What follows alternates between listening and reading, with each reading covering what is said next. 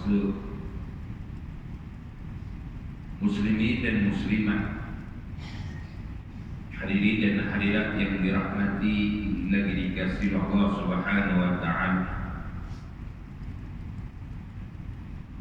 Alhamdulillah, puji dan syukur kita hanya kita panjatkan kepada Allah Subhanahu wa taala. Masih lagi melanjutkan usia kita, masih lagi beri peluang kepada kita dengan peluang yang Allah Ta'ala berikan kepada kita. Alhamdulillah, Allah Ta'ala sertakan kepada kita dengan taufik, dan dengan taufik inilah kita dapat menzahirkan kesyukuran kita kepada Allah Subhanahu wa taala. Kerana kata Al-Imam Junaid Al-Baghdadi, orang yang bersyukur adalah mereka yang menggunakan nikmat Allah untuk taat kepada Allah Subhanahu wa taala. Maka mudah-mudahan kita sentiasa menjadi golongan yang bersyukur kepada Allah Subhanahu wa taala. Kerana kata Allah, syukur itu baik bagi kamu. Tuan-tuan muslimin dan muslimat, InsyaAllah pada pagi hari ini kita sambung lagi perbahasan kita di dalam kitab Syu'bul Iman lil Baihaqi, ataupun 77 cabang iman menurut Al-Quran dan juga hadis Nabi Sallallahu Alaihi Wasallam. Dan pada pagi hari ini kita akan masuk pada cabang iman yang ke-8. Cabang iman yang ke-8 beriman kepada perhimpunan manusia selepas dibangkitkan daripada kubur menuju ke mahsyar. Salah satu perkara yang merupakan perkara sam'iyah ataupun perkara yang gaib,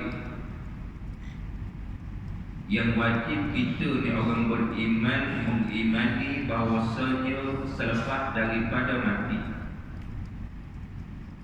selepas daripada dunia ni kiamat, maka Allah Subhanahu wa taala akan bangkitkan kita semula. Seperti mana yang kita bahas pada cabang iman yang ke-7 dulu. Setiap orang yang beriman, dia mesti beriman bahawasanya mati itu bukan kesudahan, tetapi mati merupakan permulaan bagi alam yang baru, yang bukan alam ini lagi, bukan alam dunia yang bersifat sementara, tetapi merupakan alam yang abadan. Allah Ta'ala sebut yang kekal. Kerana tidak ada lagi alam selepas daripada alam akhirat. Sebab itu kalau kita tengok orang yang mati, dia lebih lama berbanding dengan orang yang hidup. Kadang-kadang setengah orang dia mati, usia dia, umur dia 50, tapi dia dah mati hampir dekat 100 tahun. Kadang-kadang kita tengok orang dia sempat hidup, Allah Ta'ala berikan rezeki kehidupan kepada dia lebih kurang 40 tahun, 45 tahun. Tapi kalau kita tanya bila dia mati, orang kata dia mati dah bukan 60 tahun dah. Maksudnya tuan-tuan, kita nak pergi ke satu alam ni yang lebih lama berbanding dengan alam dunia. Tempat yang kita nak pergi di satu tempat yang kita tak balik.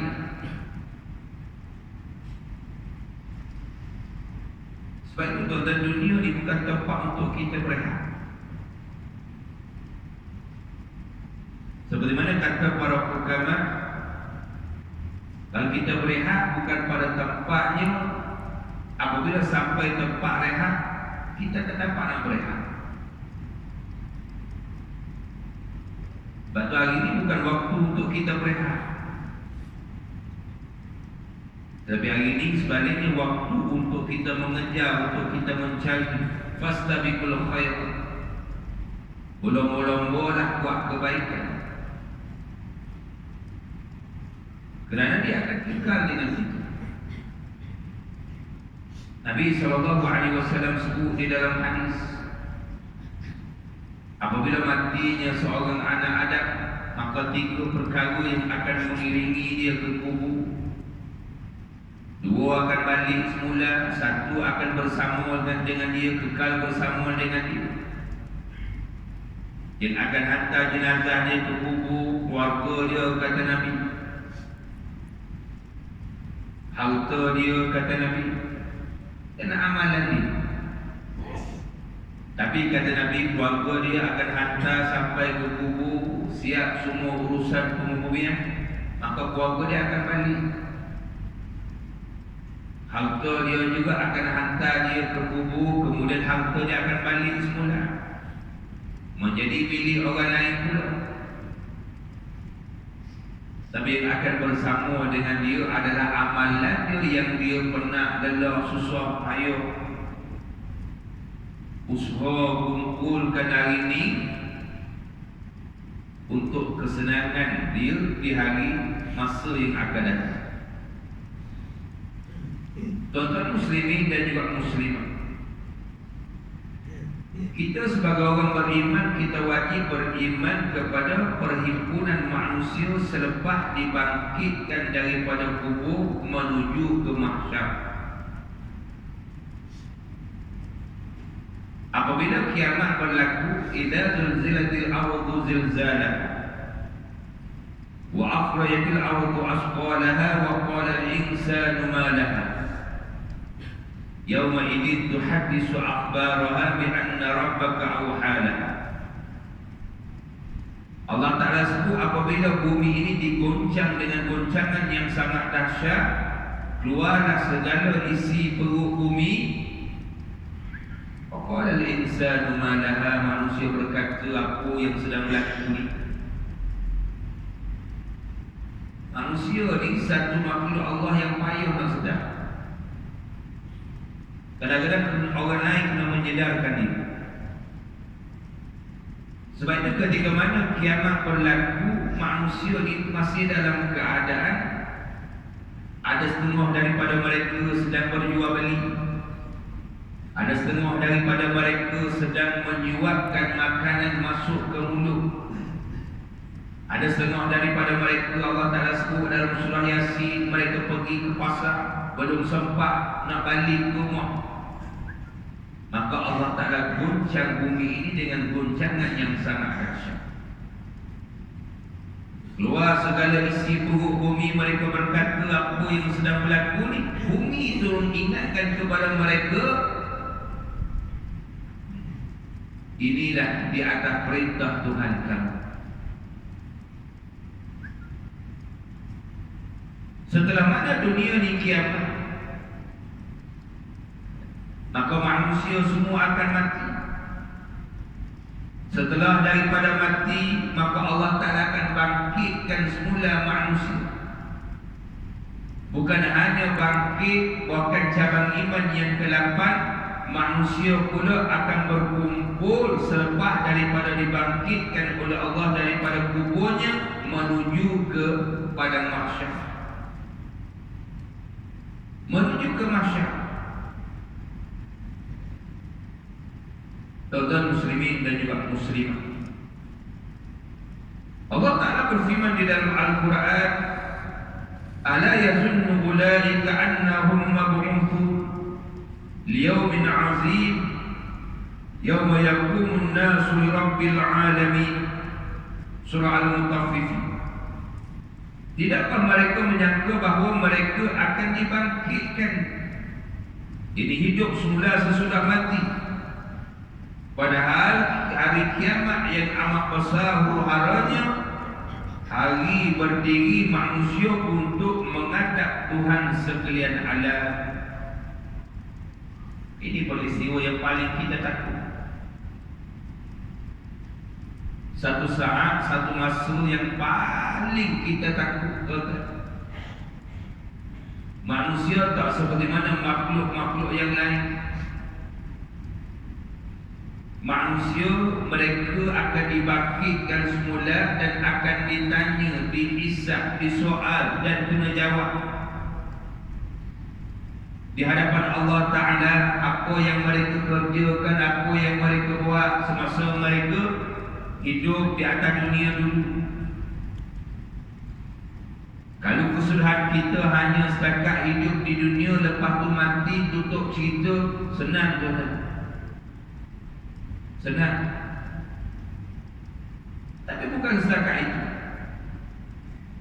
Kehidupan kita, kita mati, itu permulaan kehidupan yang baru. Kita dibangkitkan oleh Allah. Kita akan ditanya, kita akan disoal tentang apa yang kita lakukan hari ini. Dalam hadis Nabi SAW sebut, la tazulu qadama 'abdin yaumil qiyamah hatta yus'ala an umrihi fima afna wa an ilmihi fima 'amila fihi wa an malihi min aina iktasabahu wa fima anfaqahu wa an jismihi fima ablah. Kata Nabi, tidak akan berganjok kaki kita, saya, tuan-tuan, ibu-ibu.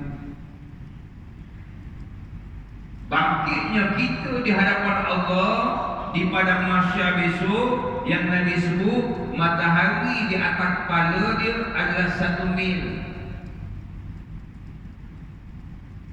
Ada yang mengatakan 1 mil ini 1 hasta. Ada yang mengatakan 1 mil ini sama panjang sama jauh dengan kayu celok, apa batang celok. Ada yang mengatakan sama panjang dengan batang sugi. Batang sugi nak panjang mana tu bukan sama panjang dengan batang menyapu.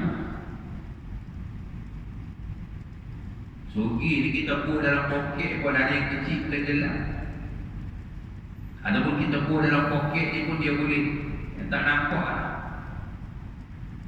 Atas kepala masing-masing, duduk atas kepala kita ni tuan-tuan Allah. Sebab itu Allah Ta'ala sebut dalam ayat tadi, tidakkah mereka menyangka bahawa mereka akan dibangkitkan? Kenapa Allah Ta'ala persoalkan manusia sebegini rupa? Kerana Allah Ta'ala tengok keadaan manusia semasa mereka hidup di atas muka bumi, seolah-olah mereka tidak akan dibangkitkan oleh Allah. Seolah-olah mati itu tutup cerita. Kematian merupakan satu alam, satu persinggahan lagi. Sebab itu Allah Ta'ala sebut akhirat itu lebih baik. Hari ini kita carilah dunia, tapi tukarkan dunia kita kepada akhirat kita. Tukarkan dunia yang kita cari hari ini untuk akhirat kita yang lebih baik, yang lebih senang, yang lebih tenang. Kerana Nabi sebut dalam hadis kursi, orang yang takut di dunia dia akan aman di hari akhirat. Orang yang aman di dunia dia akan rasa takut di hari akhirat. Kata Nabi, Allah Ta'ala tidak akan kumpulkan dua rasa takut dan aman pada satu masa. Tidak. Kerana orang yang takut di dunia, di hari akhirat dia akan aman. Kalau hari ini kita tak takut di dunia, di hari akhirat besok kita tidak akan rasa aman, rasa takut. Sebab tu kita tak boleh tengok bagaimana para sahabat mereka berusaha nak cari akhirat, sehingga mereka sanggup korbankan nyawa mereka. Kisah wanita yang pertama yang syahid, Sayyidatina Sumayyah, dia korbankan diri dia, anak, suami dia, semata-mata kerana nak dapat kesenangan yang kekal di sisi Allah Subhanahu wa taala. Saya ingat satu kisah seorang sahabat yang bernama Abu Da'dah. Abu Da'dah seorang sahabat yang tidak terkenal. Yang tak terkenal jarang. Kalau Abu Darda selalu kita dengar, tapi kalau Abu Da'dah jarang kita dengar. Kisah dia tuan-tuan, satu hari ada seorang laki-laki di kalangan sahabat Nabi yang bagi jumpa dengan Nabi, bagi tahu kepada Nabi bahawasanya tanah yang dia miliki itu ada satu kebun yang dia dah punya apa? Yang dia miliki tanah dia sendiri, dia nak buat pagar. Dia ada sekepit tanah, dia nak pagarkan tanah dia nak usahakan tanah dia. Dia bagi tahu kepada Nabi, Nabi kata, eloklah comel, usahakan tanah, dia berbakti kepada tanah. Tapi dia nak pagar Arab, dia bukan pagar dengan dawai, bukan pagar, dia pagar yang kita tengok Arab-Arab. Yang kita pergi Mekah kan, Madinah, kita tengok Arab-Arab, Badui itu tengok-tengok pada pasir, dia pagarkan dengan batu. Maka dia kata, ya Rasulullah, tapi aku tak boleh nak buat. Sebab apa? Sebab di dalam tanah aku ni ada sepohon kurma yang bukan milik aku, tapi milik orang lain. Aku tak boleh nak buat selagi mana tuan pokok kurma tu tak bagi pokok dia kepada aku, dia tanam pokok dia dalam kebun aku. Lalu Nabi pun tanya sahabat, kata Nabi, pokok kurma siapa tu dalam kebun kawan ni? Kalau boleh, hadiahkan kepada dia, bagi kepada dia. Dan kalau kamu bagi kepada dia, Allah Ta'ala akan gantikan kepada kamu satu pokok kurma di dalam syurga. Ini janji Nabi. Aku bangun seorang sahabat kata, bangun seorang laki-laki, dia kata, ya Rasulullah, itu pokok kurma saya. Kata Nabi, kamu boleh tak bagi pokok kurma kamu ni kepada kawan ni, sebab dia nak usahakan tanah dia nak pagar tanah dia. Kata kawan tadi, tak boleh ya Rasul, itu pokok kurma saya punya. Nabi kata, kan kamu bagi, Allah Ta'ala gantikan kepada kamu satu pokok kurma dalam syurga. Kata laki-laki tadi, pokok mana pun ya Rasulullah, itu saya punya, saya tak akan bagi. Ada orang dia tak nampak akhirat, cerita dah syurga neraka pun. Maka dah dia tak bagi, Nabi pun tak boleh nak paksa. Abu Da'dah dia tengok Nabi, kata dia rasa orang ni macam dia menyusahkan Nabi ya. Benda simple, benda mudah, satu pokok kurma je pun, tapi dia tak pula tanah dalam kebun orang, tanah orang, bagi je. Maka tak boleh nak buat apa. Nabi pun tak boleh nak paksa sebab dia punya, orang punya. Maka selepas daripada majlis tersebut, Abu Da'dah dia pergi jumpa dengan kawan punya apa? Tuan punya pokok kurma. Dia kata, saudara, nak tak saudara bagi pokok kurma saudara kepada saya, sebagai ganti saya bagi kepada saudara satu kebun kurma. Bagi kita nak tak tuan-tuan? Mau tak nak? Satu pokok bukan satu kebun. Saudara bagi satu pokok kurma saudara yang duduk dalam tanah orang itu, sebagai ganti saya bagi satu kebun kurma. Ambil lah. Bukan sepokok, bukan dua pokok, satu kebun.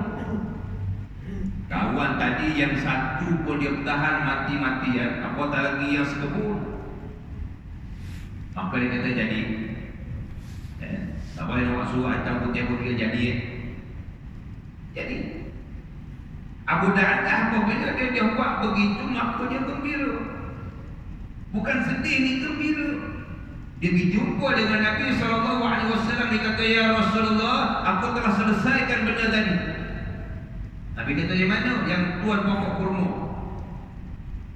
Aku bagi kepada dia satu kebun kurma aku, dia bagi kepada aku satu pokok kurma dia yang duduk di atas tanah orang tadi, dan aku nak hadiahkan kurma ini kepada Rasulullah. Kata Rasulullah, jangan bagi kepada aku, dibagi kepada tuan punya kebun. Dia pun cepat-cepat pergi jumpa dengan tuan punya kebun. Dia kata, saya sedekahkan satu pokok kurma ni kepada tuan, sebab saya dah tukar dengan satu kebun saya. Rasulullah kata apa kepada Abu Dardah? Kata Rasulullah, aku telah menyaksikan Allah Ta'ala telah sediakan satu kebun kurma kepada kamu di dalam syurga. Tuan-tuan, dia bagi kebun kurma ke orang, dia balik rumah, rupanya rumah dia pun duduk dalam kebun kurma tu. Sudah pernah sumat. Balik rumah, bagi tahu rumah dia, isteri dia. Kita kalau bagi tahu isteri, agak-agak jawapannya macam mana? Apa punya kerja bagi tukar satu pokok, tukar satu kebun, ambil satu pokok pun tak dapat. Tapi sahabat nama pun sahabat, suami pun sahabat, isteri pun sahabat.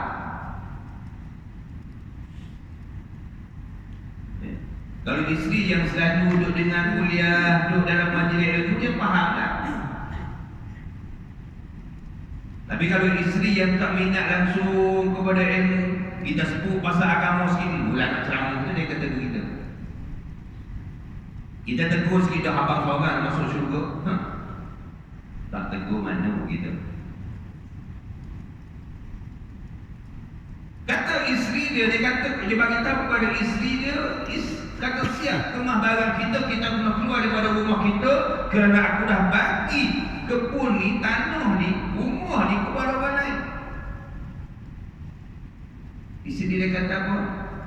Isteri dia kata sebanyak 3 kali. Ini satu perniagaan yang paling untung untuk abang. Ini satu perniagaan yang paling untung untuk abang. Ini satu perniagaan yang amat untung untuk abang. Maka kemah barang keluar daripada rumah, tuan-tuan.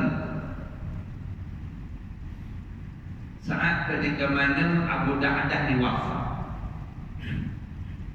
Nabi nak pergi semayang jenazah, nak pergi semayang ke atas jenazah Abu Dardah. Nabi duduk, Nabi naik di atas unta dia. Tengah-tengah dalam perjalanan, Nabi terhenti sekejap unta dia. Sahabat tanya, ya Rasulullah, ada apa?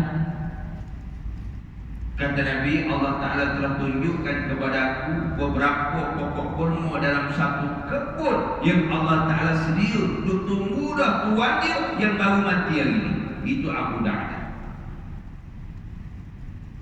Ada orang dia nampak akhirat. Ada orang cerita ke mana pun dia susah nak nampak akhirat. Ada orang dia pun susah payah, ditukarkan dunia dia kepada akhirat dia. Dia cari dunia. Jangan tak cari, cari dunia. Tapi jangan cari dunia semata-mata untuk dunia, tapi carilah dunia sebagai bekalan kita di hari akhir. Kerana apa? Kerana kita ni akan dibangkitkan oleh Allah. Kita akan disoal, kita akan ditanya, kita akan bergerak selepas daripada kita bangkit. Macam mana manusia bangkit? Nabi sebut dalam satu hadis, "Thumma yunzilullahu minas sama', thumma yunzilullahu minas sama'i ma' wa yambutuna kama yambutu qabl. Laisa minal insani syai'un illa yabla illa azman wahidan wa huwa ajbuz zana wa minhu yurqabul khalqu wa yawmal qiyamah." Kata Nabi, macam mana Nabi cerita kepada kita manusia ni, Allah Ta'ala bangkitkan manusia macam mana? Nabi sebut kemudian Allah Ta'ala menurunkan air daripada langit seperti mana air hujan. Maka mereka manusia akan tumbuh sebagaimana rumputan, sebagaimana rumput-rumput tumbuh. Itu cara Allah Ta'ala bangkitkan manusia daripada kubur. Ada pendapat mengatakan air tersebut seperti mana air hujan tadi, air dia seperti mana air mandi seorang lelaki. Air dia begitu. Maka jatuh di atas bumi, maka tumbuhlah, maksudnya bangkitlah manusia daripada kubur mereka. Nabi sebut semua bahagian tubuh manusia akan hancur kecuali satu tulang, iaitu hujung ekor. Tulang apa? Nabi sebut ajbus zanah. Ada mengatakan tulang selbi, ada mengatakan tulang susu. Tapi tulang ni kecil, dia bukan besar seperti nampak pun tidak. Tulang yang dimaksudkan oleh Nabi SAW. Kata Nabi, daripada tulang itulah disusun kembali penciptaan makhluk pada hari kiamat. Allah Ta'ala susun semula penciptaan makhluk di hari kiamat. Hadis riwayat Imam Bukhari. Jadi begitu keadaan kita ni bangkitkan oleh Allah Ta'ala, seperti mana kisah Uzair. Yang Allah Ta'ala matikan Uzair berapa lama? Bi'adda amin, 100 tahun. Kemudian Allah Ta'ala hidupkan semula. Sebab apa Allah Ta'ala matikan Uzair dengan himar, dengan keledai dia? Sebab Uzair lalu satu kampung yang lepas daripada peperangan. Ada maya, ada yang dah hancur, ada yang dah reput, ada yang ada bekas saja. Uzair ni yang orang Yahudi kata Uzair ibn Allah. Uzair itu anak Allah. Orang Nasrani kata Isa ibn Allah, Isa anak Allah. Allah Ta'ala jawab lam yalid wa lam yulad. Allah Ta'ala tidak beranak dan juga tidak diberanak. Uzair dia sampai di satu kampung, satu tempat. Tadi dia tengok sambil duduk bawah pokok dengan himar dia kata apa? Dia fikir macam mana Allah Ta'ala nak bangkitkan semula manusia esok di hari akhirat. Ada yang dah hancur, ada yang dah rempuk, ada yang tidak ada apa lagi. Kalau Allah Ta'ala matikan Uzair berapa lama? 100 tahun. Himar dia pun mati, makanan dia pun dah tak ada yang dia bawa. Allah Ta'ala hidupkan semula Uzair. Allah Ta'ala tanya, kam labista, berapa lama kamu tidur kat sini? Kamu mati kat sini? Dijawab, yauman au ba'da yaum, sehari ataupun separuh hari. Allah Ta'ala kata, unzur ila himarika, cuba kamu tengok himar kamu. Uzair tengok, kata dah hancur habis. Lalu Allah Ta'ala tunjuk bagaimana seekor himar yang dah tak ada, yang bangkai pun dah tak ada. Allah Ta'ala cantumkan balik menjadi seekor himar yang seperti mana dulu. Allah Ta'ala sebut, aku boleh bangkit, aku boleh jadikan manusia walaupun ibu jari mereka. Kerana dalam penciptaan manusia yang paling rumit sekali ibu jari. Sebab itulah ibu jari ini tempat perbezaan di antara kita. Serupanya kita, kembar, seirah, serupa, tak boleh beza. Ibu jari dia takkan sama. Maksud bukan bentuk ibu jari, ini isi yang ni. Orang-orang yang ada ni ibu jari. Sebab tu dia minta kita dicop ibu jari. Dia tak minta benda lain, dia minta ibu jari. Paspor ibu jari, bank ibu jari. Kita buat kad pengalan ibu jari, semua ibu jari. Sebab nak kenal identiti seseorang melalui ibu jari. Maka Allah Ta'ala bangkitkan semula manusia besok setelah mana Allah Ta'ala turunkan hujan. Nabi orang pertama yang akan dibangkitkan oleh Allah. Ketika mana bangkit di situ, tuan-tuan, manusia berbusu-busu bakal pergi berkumpul di padang mahsyar. Pada masa ini taklah seperti mana yang kita agak padang, seperti mana padang bertanah dan sebagainya. Ada pendapat, bagi-bagi pendapat di kalangan para ulama. Ada mengatakan, ada setengah pendapat mengatakan padang masa ini padang yang panas seperti mana panasnya api. Dan seberang sana adalah syurga yang Allah Ta'ala sediakan bagi orang yang melepasi padang mahsyar, melepasi titian sirat. Ayo, masa itu masing-masing tuan-tuan bangkit daripada kubur. Nabi sebut orang yang pertama yang akan diberikan pakaian adalah Nabi Ibrahim. Ketika itu Nabi tanya, "Ya Allah, di mana sahabat aku? Di mana sahabat aku?" Allah Ta'ala jawab, "Sahabat kamu wahai Muhammad, ada di antara mereka yang telah berpaling kadar setelah mana kamu tidak bersama dengan mereka." Dan Nabi minta kepada Allah Ta'ala, "Ya Allah, sekiranya Engkau azab mereka, Engkau adalah Tuhan mereka. Dan ya Allah, sekiranya Engkau ampunkan dosa mereka, maka Engkau lah yang maha mulia." Maka Allah Ta'ala ampunkan dosa di antara mereka. Maka kita tuan-tuan berpusu-pusu pergi kumpul di padang mahsyar.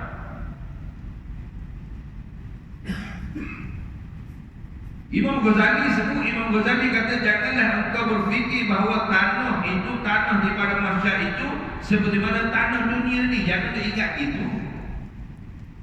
Sebut kata akhirat dia tak sama dah. Hari pun tak sama, masa pun tak sama. Akhirat dunia ni sekejap masa. Ini kita rasa kita boleh lepas maya subuh. Ni dah masuk waktu subuh dah. Dah. Tahu tak? Kena berhenti. Ini penting awal.